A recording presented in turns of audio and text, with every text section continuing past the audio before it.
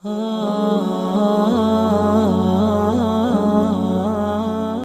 الله الرحمن الرحيم الحمد لله رب العالمين والصلاة والسلام على أشرف الأنبياء والمرسلين نبينا Muhammad وعلى آله وصحبه أجمعين أما بعد. Em nome de Allah, o clemente e o misericordioso, e que a paz e a bênção dele esteja com o profeta Muhammad sallallahu alaihi wasallam. Para dar continuação, inshallah, para a aula que a gente iniciou, a gente citou os cuidados dos antepassados virtuosos com a Sunnah. E a gente falou que isso se divide em 3 pontos principais: a preocupação em aprender a Sunnah, a preocupação em memorizar, praticar, exaltar e respeitar a Sunnah, e o terceiro ponto, o esforço e a preocupação em ensinar e divulgar essa Sunnah para o próximo, para as outras pessoas. A gente ainda está no primeiro ponto, e a gente falou para vocês, irmãos e irmãs, que esse primeiro ponto ele se divide em quantas partes? Em 4. A gente citou as primeiras 3, faltou a última parte.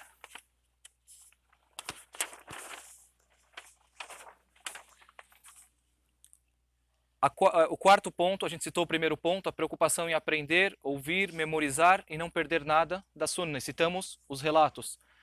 Cuidado extremo com a Sunnah e a pergunta sobre o correto, sobre a corrente quando for necessário.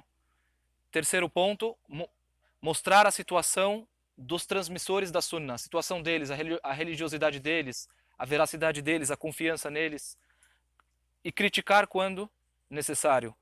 Agora, inshallah, a gente vai começar a falar sobre a viagem na busca do hadith, a viagem na busca da Sunnah e na busca do conhecimento.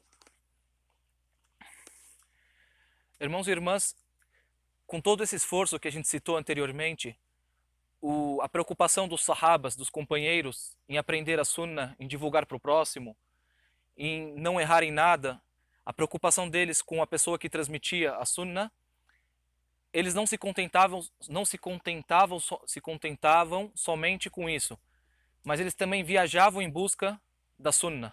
Eles viajaram em busca da Sunnah do profeta Muhammad sallallahu alaihi wasallam. Por quê? A gente vai falar agora, porque depois do falecimento do profeta sallallahu alaihi wasallam, até um pouco antes, os companheiros do profeta se dividiram e viajaram para vários países e vários lugares diferentes. Por quê? Porque eles precisavam o quê? Divulgar essa mensagem, divulgar essa religião. Então muitos deles saíram de Medina. Não muitos, mas sim a maioria deles. A maioria deles não ficaram em Medina. Então eles viajaram e se dividiram em muitos lugares do mundo. Antes da gente entrar nos detalhes da viagem dos companheiros do profeta sallallahu alaihi wasallam e dos antepassados virtuosos, a gente fala qual que é a origem na busca do conhecimento. Tem algum relato? É a Sunnah?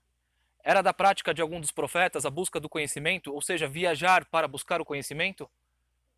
Então a pergunta aqui, qual a origem da busca do conhecimento? A origem na busca do conhecimento é o relato que Allah Azza wa Jal citou para nós no Coran sobre o profeta Musa, o profeta Moisés, que a paz de Allah esteja com ele. Quando um homem chegou para ele, como está no Bukhari e no Muslim, um homem chegou para ele e perguntou para ele: tem alguém que é mais sábio que você? O que Musa disse? O profeta Moisés disse: não. O profeta Moisés disse: não.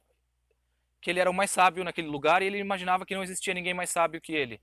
Então, Deus louvado seja, revelou para ele e falou sobre Khadr, Al-Khadr.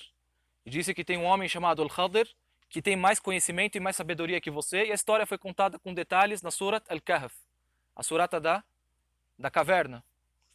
Então o profeta Musa viajou até ele para buscar o conhecimento. Então quando o profeta Musa soube que existe um homem mais sábio que ele, aqui o profeta Musa alayhi salatu wassalam, ele mostrou a humildade e a importância do conhecimento e que a viagem na busca do conhecimento é uma sunnah não só do nosso profeta e da prática dos nossos sahabas, mas sim de muito antes do profeta Muhammad sallallahu alaihi wasallam, pois o profeta Musa viajou para a busca do conhecimento e a busca do aprendizado. A gente vai citar, inshallah, alguns exemplos. Antes disso, Allah Azza wa Jal disse no Alcorão Sagrado, na Surata At-Tawbah, surata do arrependimento, surata número 9, versículo 122. Surata número 9, versículo 122.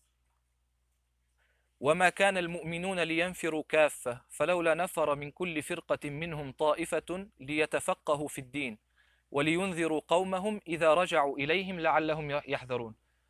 Allah diz nesse versículo: por certo os crentes não sairiam todos para as batalhas, porque sempre um grupo deles iam viajar para outros lugares para buscar o conhecimento religioso, para buscar entender a religião e aprender o conhecimento religioso. وَلِيُنْذِرُوا قَوْمَهُمْ, e para divertir os povos deles quando eles voltassem para os países deles. Então isso aí mostra que Allah Azza wa Jal também citou e mencionou no Coran a questão da busca do conhecimento e a viagem para a busca do conhecimento. E uma dessas viagens mais famosas na busca do conhecimento é o hadith de Malik ibn al-Huwairith. Malik ibn al-Huwairith. Ele disse, relatou no hadith, que ele e um grupo de jovens que tinham idades aproximadas, ele e um grupo de jovens com idades aproximadas, largaram a família e foram até o profeta Muhammad sallallahu alaihi wasallam para buscar o conhecimento. E eles ficaram com ele 20 noites. No hadith é mencionado que eles ficaram com o profeta sallallahu alaihi wasallam quanto? 20 noites, só aprendendo, buscando conhecimento. E quando o profeta sallallahu alaihi wasallam percebeu que eles estavam com saudades da família, como Malik ibn al-Huwairith cita, quando ele percebeu a saudade deles da família, o que o profeta sallallahu alaihi wasallam disse? Voltem para os familiares de vocês, ensinem para eles aquilo que vocês aprenderam e orem como vocês viram eu praticar a oração. E se der o horário da oração, que algum de vocês faça o adhan e que o mais velho entre vocês pratique o quê? Seja o imam de vocês na oração. E Malik radiyallahu anhu, que Allah esteja satisfeito dele, ele cita nesse hadith que o profeta sallallahu alaihi wasallam, durante essa estadia de 20 noites, foi uma pessoa muito bondosa, clemente e carinhosa com eles. O profeta sallallahu alaihi wasallam foi muito carinhoso com eles, bondoso e clemente. Assim tem que ser o professor. A pessoa que quer ensinar alguém, pessoal, irmãos e irmãs, a pessoa que quer ensinar alguém, ele tem que ter clemência no coração. Como Allah Azza wa Jal falou sobre o profeta Yahya. Yahya em português é João. Como o profeta Yahya, João alayhi salam. Allah disse: وَحَنَانًا مِنْ لَدُنَّا وَزَكَاةً وَكَانَ تَقِيًّا. وَحَنَانًا, Ibn Kathir, ele diz sobre esse versículo, que Allah deu para ele, fez com que ele fosse uma pessoa carinhosa, o profeta Yahya, para que ele ensinasse as pessoas. Porque se a pessoa for uma pessoa rude, uma pessoa ruim e detestada pelos outros, o conhecimento dela não vai ter benefício. As pessoas não vão aceitar dessa pessoa o conhecimento dela. Então, por isso, a humildade, o carinho, o respeito, tudo isso faz parte da sunnah do nosso profeta e de todos os profetas, que a paz de Allah esteja com todos eles.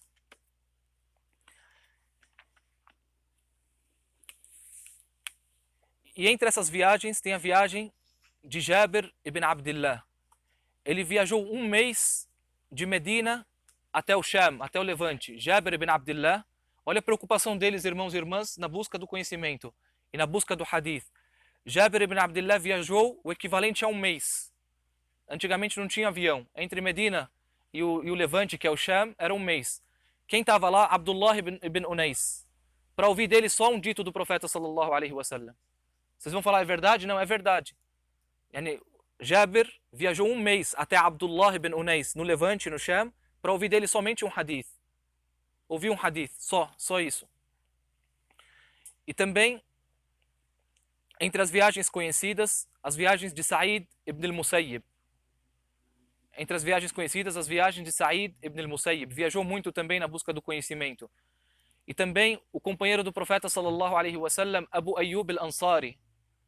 Abu Ayyub al-Ansari, ele viajou até Uqba ibn Amir, no Egito. Abu Ayyub saiu de Medina até onde?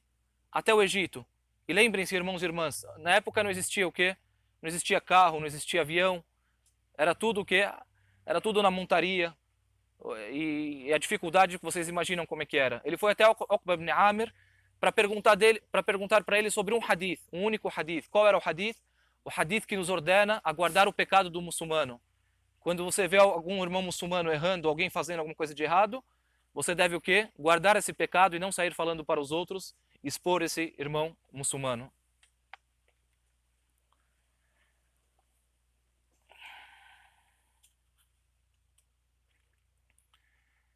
E tem alguns relatos de alguns sábios, de alguns dos sahabas que foi até um lugar para buscar um hadith. Ele foi lá, ficou muito tempo viajando, ouviu o hadith, depois que ouviu o hadith, montou na montaria, no cavalo ou no camelo e foi embora. Ou seja, ele foi, ouviu o dito do profeta sallallahu alaihi wasallam e não ficou. Montou e voltou. Então, esses relatos mostram o tamanho da preocupação deles com o hadith do profeta sallallahu alaihi wasallam. Tá, quais que são os benefícios dessas viagens? Vocês podem perguntar um hadith, quais são os benefícios dessas viagens? Os sábios citaram alguns benefícios ligados a essa viagem. Primeiro, aumentar o conhecimento. Esse é o primeiro benefício, aumentar o conhecimento. Segundo benefício, confirmar a veracidade do hadith. Confirmar a veracidade do hadith. Por quê, irmãos e irmãs?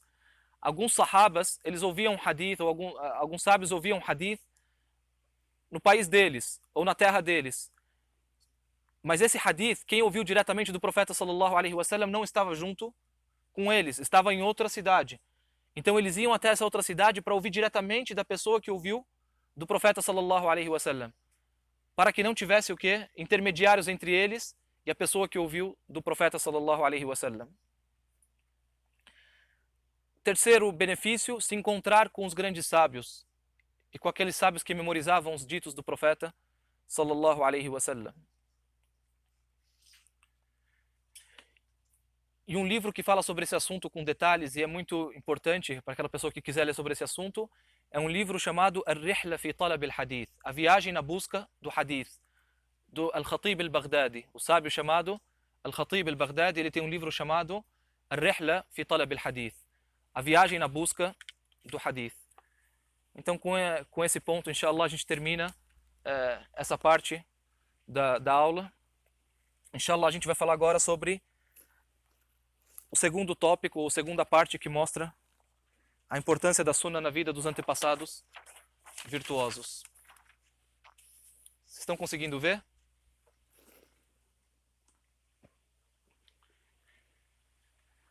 A segunda parte aqui que a gente vai citar, inshallah, vamos começar agora, é a preocupação deles em memorizar. Memorizar, decorar mesmo, do mesmo jeito que a gente memoriza o nosso nome. Meu nome é Muhammad, meu nome é Ahmed. Do mesmo jeito que as pessoas memorizavam a surata Qul Huwallahu Ahad, eles se preocupavam em memorizar, praticar, exaltar e respeitar a sunna do profeta sallallahu alaihi wasallam. Isso aqui fazia parte da conduta deles com a sunna do profeta sallallahu alaihi wasallam. A gente citou memorizar, praticar. Praticar, como dizem alguns sábios, o conhecimento ele pede a prática. Se você não praticar, ele se vai. O conhecimento precisa de prática. Se você não pratica o seu conhecimento, ele o quê? Ele vai embora e deixa você. Exaltar e respeitar a sunna. Se a gente não tem respeito por algo, como que a gente vai aprender e vai se beneficiar daquilo que a gente está aprendendo? Então, se a gente não tem respeito e não tem amor por aquilo que a gente aprende, dificilmente a gente vai ter benefício com aquilo que a gente está aprendendo. E essa parte se divide em 4 situações, em 4 pontos principais. O primeiro ponto, o apego deles e a prática da sunna nos mínimos detalhes. O apego deles e a prática da sunna nos seus mínimos detalhes. E a gente vai citar os relatos. Segundo ponto, repreender ou reprimir aqueles que fazem pouco caso da sunna e deixam de praticar a sunna. Eles repreendiam e reprimiam aqueles que deixavam de praticar a sunna ou faziam pouco caso da sunna. Terceiro ponto, a revisão da sunna.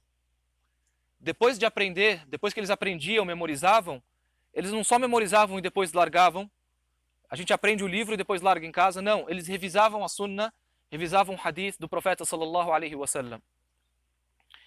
E quarto e último ponto, escrever algo da sunna do profeta sallallahu alaihi wasallam. Eles tinham a preocupação em escrever algo da sunna, nem que se fosse pouco. No final é isso que a gente quer chegar, escrever algo da sunna.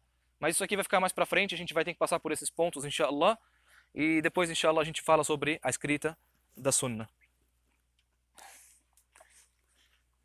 Tá, o primeiro ponto, o apego e a prática da sunna nos mínimos detalhes. os irmãos e as irmãs podem até se perguntar, mas aquilo que a gente já citou e já falou dos ditos, não são suficientes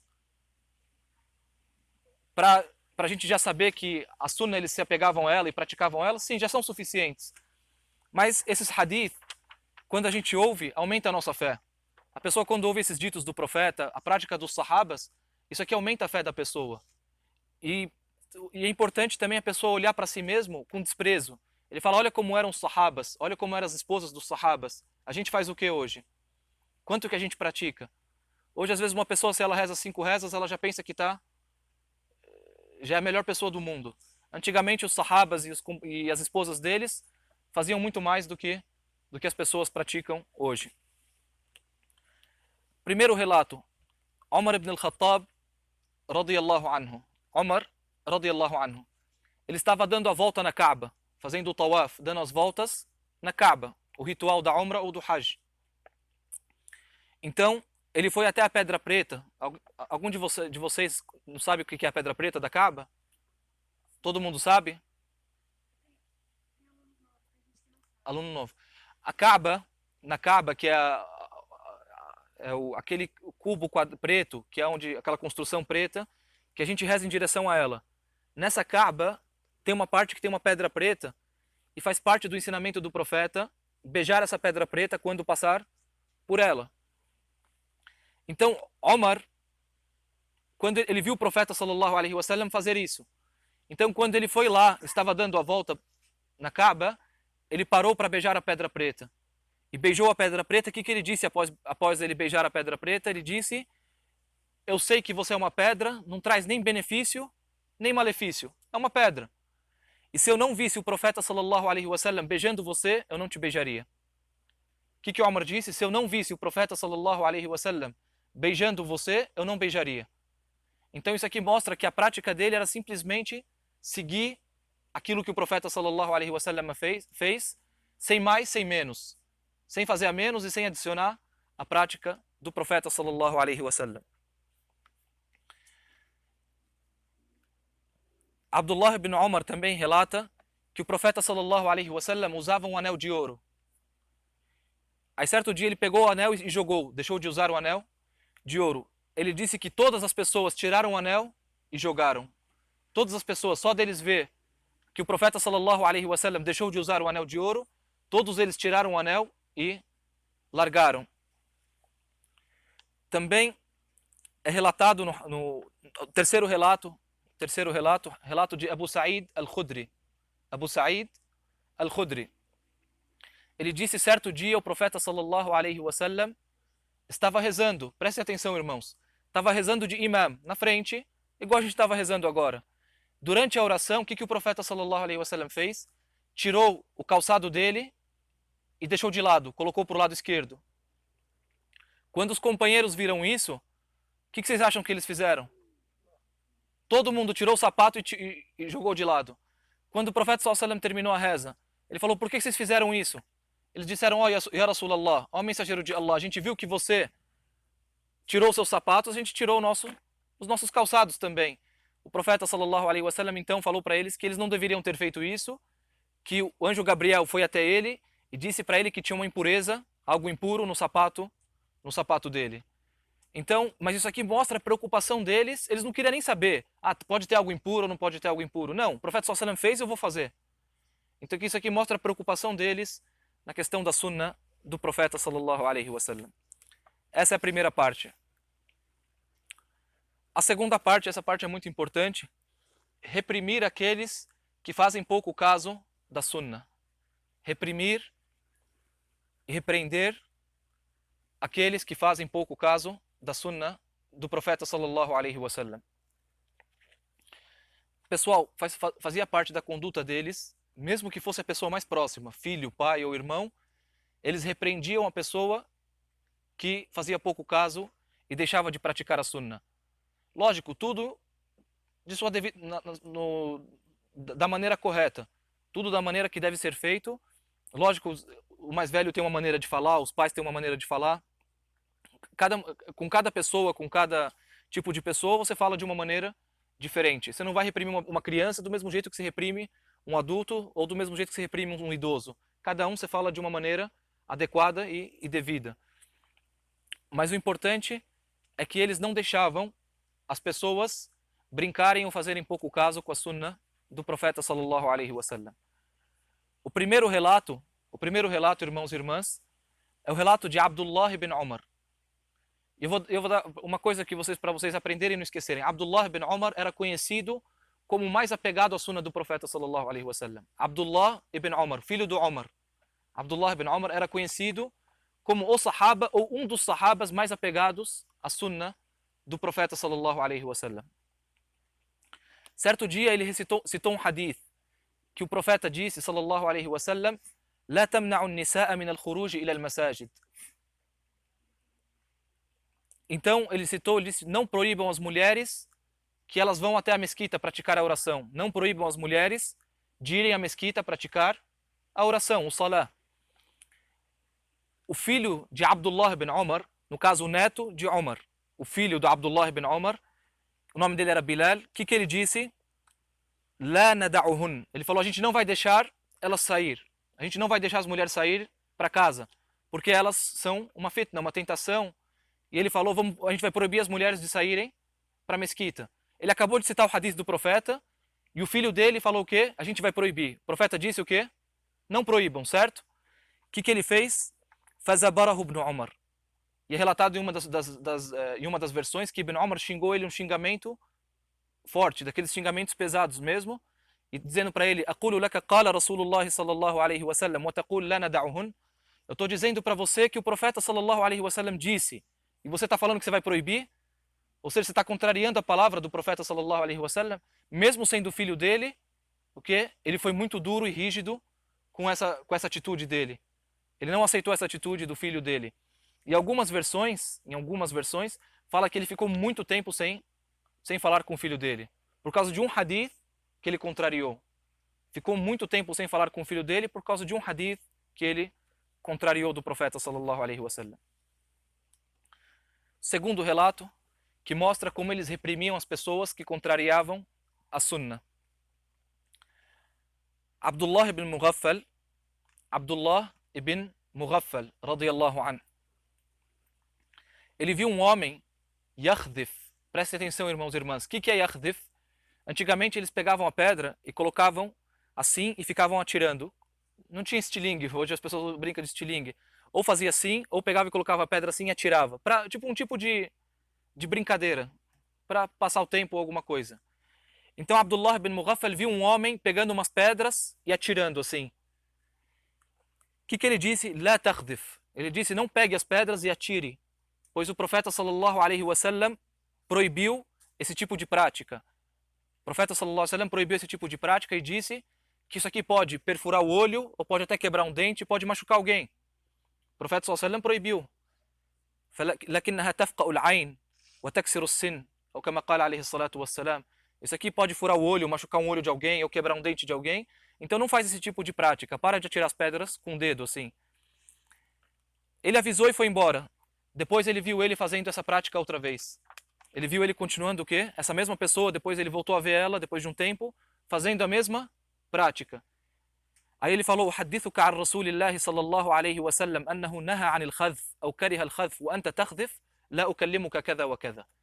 Ele disse: "Eu estou falando para você", depois que ele viu ele de novo praticando a mesma coisa, "eu estou falando para você que o profeta sallallahu alayhi wa sallam proibiu esse tipo de prática, proibiu esse tipo de prática, e você continua praticando, eu não falo mais com você. Eu não falo mais com você." Ele cortou essa pessoa porque pela desobediência e o pouco caso que ele fez a sunnah do profeta sallallahu alaihi wasallam. Então isso aqui comprova esse segundo ponto: reprimir aqueles que fazem pouco caso da sunnah. É isso que é fazer pouco caso da sunnah. Fala: "Irmão, a sunnah é isso. A sunnah do profeta sallallahu alaihi wasallam é isso."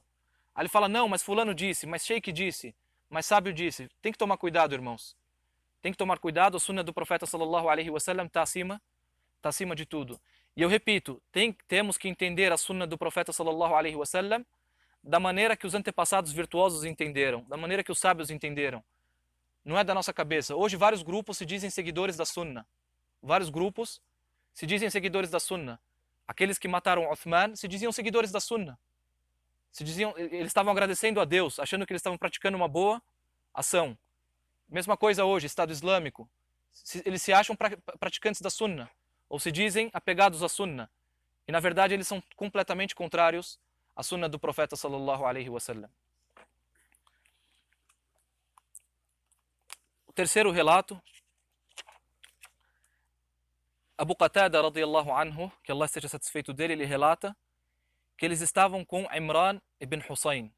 Imran ibn Husayn. E tinha um homem com eles chamado Bashir bin Ka'b. Imran ibn Husayn, e tinha um homem com eles chamado Bashir ibn Ka'b. Imran é um companheiro conhecido. Imran é um companheiro conhecido. Naquele dia ele citou um hadith, citou um relato do profeta sallallahu alaihi wasallam. Qual que é esse relato? Que o profeta sallallahu alaihi wasallam disse: Al-haya'u kulluhu khair. A vergonha da pessoa, ela só traz coisa boa. A vergonha é tudo bom, ou seja, a vergonha é boa. A vergonha faz com que a pessoa erre pouco, caia não erre, não pratique coisas obscenas, não faça coisas erradas na frente dos outros. Então essa vergonha é importante. Então o que Imran disse? Que o profeta sallallahu alaihi wasallam disse: Al-haya'u kulluhu khair. A vergonha é khair, é boa. Aí esse homem chamado Bashir ibn Ka'b, esse homem, vocês estão com sono ou estão prestando atenção comigo? Então esse homem chamado Bashir ibn Ka'b, o que ele disse? Ele disse, sim, a vergonha é boa, porém tem algumas partes da vergonha, alguns tipos de vergonha é fraqueza. É fraqueza, é falta de força, falta de personalidade. O profeta sallallahu alaihi wasallam disse o quê? Que a vergonha é toda boa, só traz coisa boa. Ele disse não, a vergonha tem coisa boa, mas tem coisas o quê? Que parece ser uma fraqueza ou falta de personalidade. Então Imran ibn Husayn ficou muito irritado. Ele ficou nervoso até que os olhos dele, de Imran, ficou vermelho. Ele disse, eu estou falando que o profeta sallallahu alaihi wasallam disse, você está contrariando? Então é relatado que o pessoal começou a acalmar Imran. Calma Imran, calma. A gente conhece ele, é uma pessoa boa, tudo. Porque ele ficou muito, muito irritado com essa pessoa contrariando a Sunnah e o Hadith do profeta sallallahu alaihi wasallam. Ficou claro, irmãos? Mais um relato para terminar.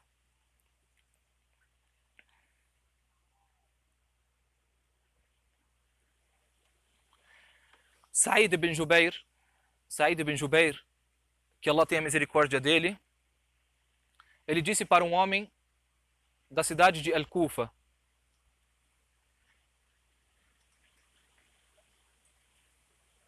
ele falou sobre um relato, Sa'id ibn Jubair falou sobre um relato do profeta sallallahu alaihi wasallam para esse homem dessa cidade de Al-Kufa. O que esse homem disse? Ele disse, porém, Deus disse isso no Coran. Ou seja, ele refutou o hadith do profeta com um versículo do Coran. Ele quis dizer, através do entendimento dessa pessoa, o versículo do Coran é contrário àquilo que está no hadith. Então Sa'id ibn Jubair ficou muito irritado. Ele disse, o profeta sallallahu alaihi wasallam entende o Coran melhor do que você. Isso aqui, Sa'id ficou irritado com uma pessoa que contrariou o hadith com o Coran. Imagine as pessoas que contrariam o hadith hoje com opiniões. Contrariam o hadith com alguma coisa que tem na cabeça dele ou na mente dele. Ou contrariam o hadith porque para agradar os outros, ou para agradar as pessoas que no final não traz benefício nenhum. Então isso aqui mostra que o Coran e a Sunnah não tem divergência. Não há divergência, não há contradição entre o Alcorão e a Sunnah. Por isso que eu volto a repetir. O Alcorão e a Sunnah, para entender a Sunnah e o Alcorão, não é qualquer pessoa.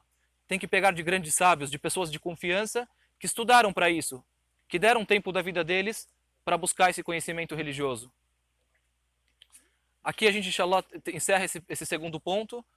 E agora vamos falar sobre esse terceiro ponto, a terceira parte, que é a revisão do hadith, a revisão da Sunnah do profeta sallallahu alaihi wasallam. Ibn Abbas, o companheiro do profeta sallallahu alaihi wasallam, dizia: recordem o hadith, revisem o hadith para que ele não escape de vocês. Revisem o hadith para que o hadith não fuja de vocês. Abu Huraira, que Allah esteja satisfeito dele, dividiu a noite dele em 3 partes. Abu Huraira que Allah esteja satisfeito com ele, dividiu a noite dele em 3 partes, como ele relata. Ele disse 1/3 ele dormia, o outro terço ele rezava, e no outro terço ele relembrava o hadith e recordava o hadith.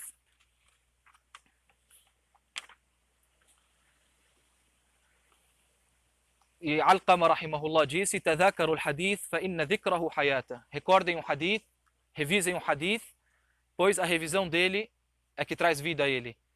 Então, são vários relatos, a gente não vai prolongar muito, que fala sobre a importância da revisão do hadith e da sunnah do profeta sallallahu alaihi wasallam. O quarto ponto, esse aqui a gente vai citar mais para frente, que é escrever algo da sunnah do profeta sallallahu alaihi wasallam. Quarto ponto é escrever algo da sunnah do profeta sallallahu alaihi wasallam.